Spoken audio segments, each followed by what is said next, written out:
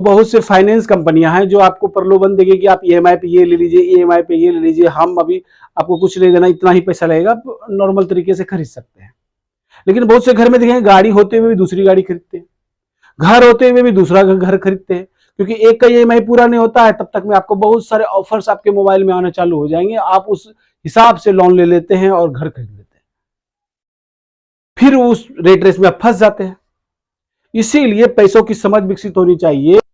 जो पैसा हमारे पास आ रहा है उसको हमको पहले क्या करना है, पहले संपत्ति खरीदना है, उसके बाद हमको व्यय करना है, खाने पीने में खर्च करना है, गाड़ी जो भी है, हर खर्च टोटल में उसके बाद करना है, या महंगे वस्त्रों में करना है, जो भी करना है बाद में करना है।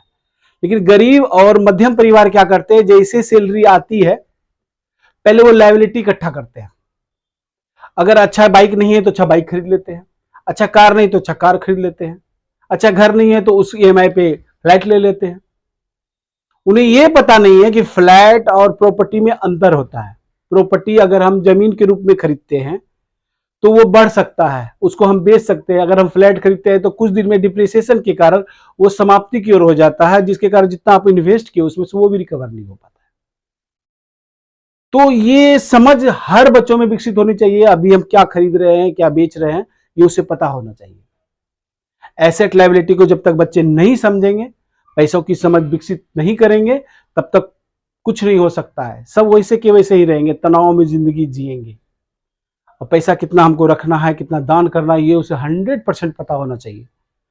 इसीलिए बच्चे को पैसे की समझ आपको देनी है, एसेट लायबिलिटी उसको पता होना चाहिए। दूसरा, एक्टिव इनकम और पैसिव इनकम कमाने का जरिया उसको आपको बताना होगा। और कोई जो उसमें गुण हो, जो यानी वो कर सके, जिसमें वो अच्छा बन सके, उसको एक्टिव रूप में उसको विकसित कीजिए और उस पैसे को कहीं ना कहीं निवेश कीजिए जो पैसिव इनकम में तब्दील हो जाए।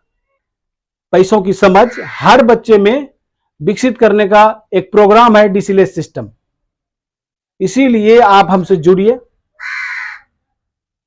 और उसके बाद फर्क देखिए कि हर बच्चे में कितना चेंज आता है।